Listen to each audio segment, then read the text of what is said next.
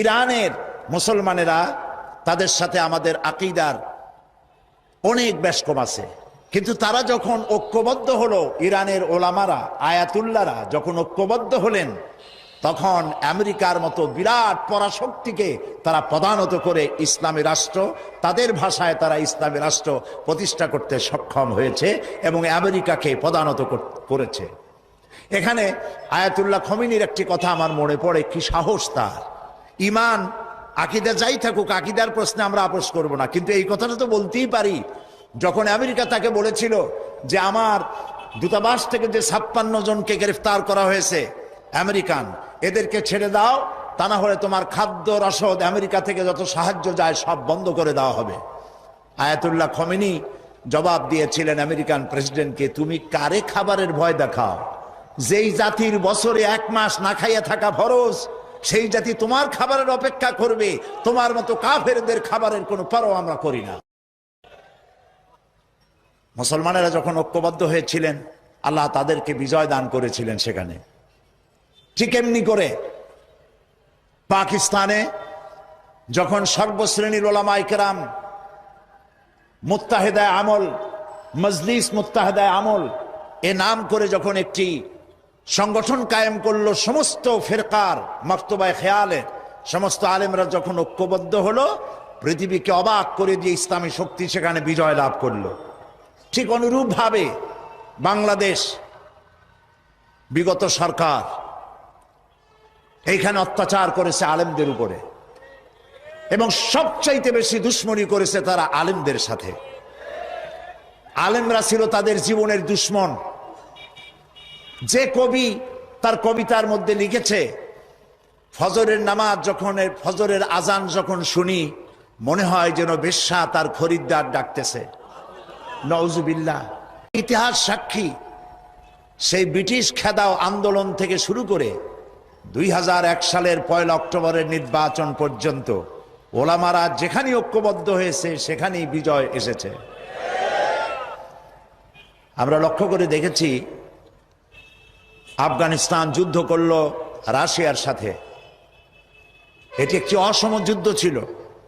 আমার ভাষা আমি তখন বলতাম যে যুদ্ধ হচ্ছে নবজাতক শিশুর সঙ্গে সিন্দাবাদের বিরাট দৈত্যের সাথে।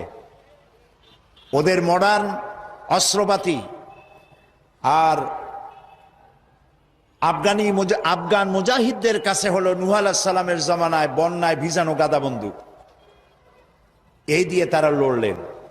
সেই লড়াইয়ে দেখা গেল রাশিয়ার মতো বিশাল দৈত্য কুপকাত হয়ে গেল, আর আল্লাহ তাআলা আফগান মুজাহিদিনদেরকে জিতিয়ে দিলেন। কেন দিয়েছিলেন? কারণ যুদ্ধ যখন লাগলো তখন সবাই পালানো শুরু করলো। ওই দেশটা জঙ্গল আর পাহাড় দিয়ে ভরা, সব পাহাড়ে জঙ্গলে সব পালাতে শুরু করলো। পালায় গিয়ে দেখলো ওলামারা সব এক জায়গায় এসে গেছে। ওই সব ওলামা যারা একজন আর একজনকে দেখতে পারে না, দেখলেই রুমাল দিয়ে মুখ ঢাকে, সালাম দিলে জবাব দেয় না। ফতোয়া দিয়েছিল সে কাফের 5 কারণে, উনি কাফের 3 কারণে, আর উনি কাফের 17 কারণে। এদেরকে যারা কাফের না মনে করে তারাও কাফের। আর ওই সব কাফের মরে গেলে তাদের কবরের উপর যে ঘাস হয়, সেই ঘাস যে গরুতে খায় সে গরুও কাফের। এই রকমের ফতোয়াবাজি যারা করছিল, তারা পাহাড়ে জঙ্গলে সব একজনের সঙ্গে আর একজনের দেখা হয়ে গেল, সালাম করলো, কোলাকুলি করলো। ব্যাপারটা ছিল এরকম, একজন বলছিল যে আমার ছেলেরা গেল মামু বাড়ি, মেয়েরা গেল নানা বাড়ি, বউ গেল তার বাপের বাড়ি, আমি গেলাম আমার শ্বশুর বাড়ি, যাই দেখি আমরা সব এক জায়গায়। এখন জঙ্গলের ভিতরে গিয়ে আলেম ওলামা, সুন্নি বেদাতি, এইটা সেইটা সব এক জায়গায় হয়ে গেছে, কোলাকুলি শুরু হয়েছে। বলল যদি এই কোলাকুলি আগে করতাম তাহলে তো রাশিয়ার ভূত আমাদের ঘাড়ে চড়তে পারত না।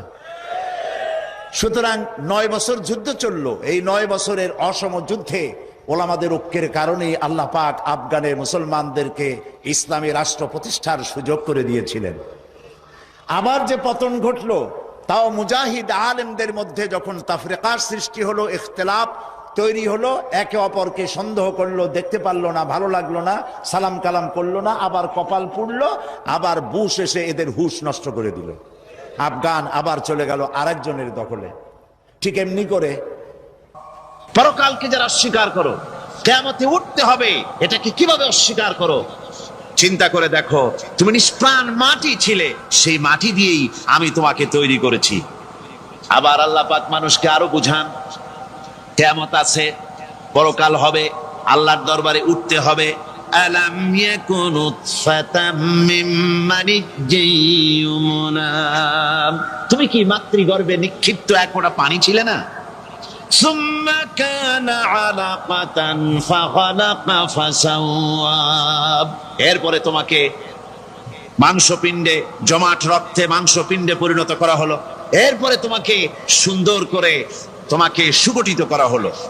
ফাজআলা মিনহু যাওজাইনি যাকারা ওয়াল উনসা, এরপরে মাতৃগর্ভের ভিতরে আমি এটাকে পুরুষ বানালাম, কন্যা সন্তান অথবা পুত্র সন্তানে পরিণত করলাম।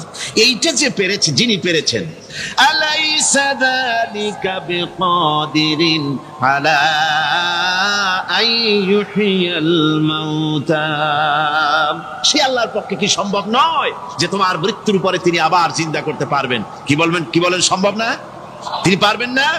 নিশ্চয়ই তিনি আবার কিয়ামতের মাঠে আমাদেরকে হাজির করতে পারবেন, এতে কোনো সন্দেহ নাই। আল্লাহ পাক সেই জন্য এখানে বলতেছেন যে ওরা বাল কাযযাবু বিসসাম, ওরা আসলেই পরকালকে অস্বীকার করেছে। আপনি যে নবী, এতে কোনো সন্দেহ নাই। আপনি খানা খান, আপনি বাজারে যান, এটাই মূল আপত্তির বিষয় না। মূল কথা হলো তারা পরকালকে অস্বীকার করেছে।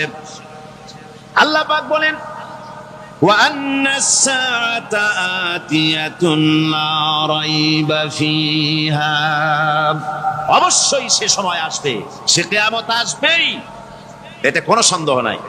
ওয়া আন্নাল্লাহা ইয়াবআসু মান ফিল কুবুর, আর আল্লাহ পাক তিনি কবরের মধ্যে অন্তর্হিত যা কিছু আছে সবাইকে কিয়ামতের দিন আল্লাহ পাক ময়দানে উঠাবেন। কিয়ামতে আল্লাহর দরবারে সকলকে হাজির হতে হবে। আমার বন্ধুগণ, আল্লাহ পাক বলেন, وَلَقَدْ خَلَقْنَا الْإِنسَانَ مِنْ سُلَالَةٍ مِنْ طِينٍ, লক্ষ্য করো, তুমি ছিলে মাটির নির্যাস থেকে তোমাকে তৈরি করা হয়েছে। শুধু মাটির নির্যাস থেকে তোমাকে কোনো মডেল ছাড়া, কোনো ধরনের আদর্শ ছাড়া, কোনো ধরনের নমুনা ছাড়া তোমাকে সৃষ্টি করা হলো।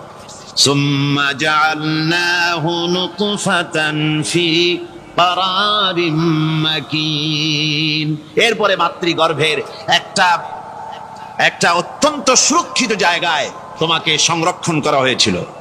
সুম্মা খালাকনান নুতফাতা আলাকাতান ফাখালাকনাল আলাকাতা মুদগা, রক্তপিণ্ডকে, নাপাক পানিকে জমাট রক্ত করেছি, জমাট রক্তকে আমি আবার গোশত পিণ্ডে পরিণত করেছি। ফাকাসাউনাল ইযামা লাহমা, এরপরে সুন্দর করে চামড়া দিয়া, গোশত দিয়ে একটা আকৃতি তোমাকে দান করেছি। সুম্মা আনশানাহু খালকান আখারা ফাতাবারাকাল্লাহু আহসানুল খালিকিন, এরপরে সুন্দর একটা বিশেষ একটা আকৃতি দিয়ে তোমাকে আমি সুন্দর করে সুগঠিত করে তোমাকে তৈরি করেছি। সুম্মা ইন্নাকুম বা'দা যালিকা লামাইতুন, এরপরে আমি আল্লাহ রাব্বুল আলামিন তোমাকে মৃত্যু দেব, অবশ্যই তোমাকে মৃত্যুবরণ করতে হবে। সুম্মা ইন্নাকুম ইয়াউমাল কিয়ামাতি তুবআসুন, এরপরে কিয়ামতের দিন আসবে, ওই বিশেষ মুহূর্ত আসবে, সেই নির্দিষ্ট সময় আসবে, ওই কিয়ামতের মাঠে আল্লাহর দরবারে তোমাদের সকলকে উঠতে হবে, কোনো সন্দেহ তাতে নাই। আল্লাহ পাক বলছেন, وَأَعْتَدْنَا لِمَنْ كَذَّبَ بِالسَّاعَةِ سَعِيرًا, আমার এই পরকালকে, এই আখিরাতকে, কিয়ামতের দিনকে যারা অস্বীকার করবে, যারা মিথ্যা মনে করবে, আমি তাদেরকে জ্বলন্ত আগুনের শাস্তি তাদের জন্য রেখেছি। জোরে বলেন নাউজুবিল্লাহ। সেই কিয়ামত যে দিনটা আল্লাহ পাক মানুষের জন্য রেখেছেন, সেই কিয়ামতের অবস্থা বড়ই মারাত্মক। মানুষেরা তা জানে না। মানুষ যদি তা বুঝতে পারতো, জানতে পারতো, তাহলে মানুষেরা গুনাহের কাজ করতে পারতো না। আপনারা কি চিন্তা করেন, ওই যে কাফের গুলি মক্কার জীবনে রাসূল পাক সাল্লাল্লাহু আলাইহি ওয়াসাল্লামের মক্কি জিন্দেগিতে যে সমস্ত মানুষগুলি চুরি করত, ডাকাতি করত, জেনা করত, বদমাশি করত, মানুষ হত্যা করত, এই লোকগুলি ফিরে আসলো কিসের কারণে? তাদেরকে এই আখিরাতের কথা বলা হয়েছে, এই পরকালের কথা বলা হয়েছে। কোরআন শরীফে আল্লাহ রাব্বুল আলামিন পরকালের কথা, মৃত্যুর কথা, কিয়ামতের কথা, হাসরের কথা, সিরাতের কথা, মিজানের কথা, মওতের কথা যত বলেছেন, জান্নাতের কথা যত জায়গায় যতগুলা বলেছেন, সবগুলি আয়াতে কারিমা যদি এক জায়গায় করা যায় তাহলে পুরা কোরআন শরীফের 1/3 10 পারার সমান হবে। জোরে বলেন সুবহানাল্লাহ। যেহেতু পরকালের চিন্তা ছাড়া মানুষের জীবন পরিচ্ছন্ন হতে পারে না, সুন্দর হতে পারে না, অপরাধ মুক্ত হতে পারে না। আল্লাহ পাক বলেন সেই দিনটি বড়ই ভয়ানক, বিপজ্জনক। ওই দিনটির ব্যাপারে আল্লাহ পাক তার বান্দাদেরকে সতর্ক করে দিয়েছেন, বান্দারা সতর্ক হয়ে যাও, এইভাবে দিন যাবে না, কিয়ামত আসবে। আর ওই কিয়ামত এত মারাত্মক হবে, আল্লাহ সতর্ক করছেন বান্দাদেরকে, ইয়া আইয়ুহান নাসুত্তাকু রাব্বাকুম ইন্না যালযালাতাস সাআতি শাইউন আযীম। হে মানব সকল, আত্মরক্ষা করো খোদার গজব থেকে, আল্লাহর গজব থেকে আত্মরক্ষা করো। ইন্না যালযালাতাস সাআতি শাইউন আযীম, সেই কিয়ামতের সেই কম্পন খুবই মারাত্মক, খুবই ভয়াবহ কম্পন সৃষ্টি হবে সেদিন। ইয়াউমা তারাউনাহা তাযহালু কুল্লু মুরদিআতিন আম্মা আরদাআত। সেদিন দেখতে পাবে স্তন্যদায়িনী মা, যে মা তার সন্তানকে দুধ দেয়, ওই মাও তার দুধের বাচ্চার কথা ভুলে যাবে, মনে থাকবে না।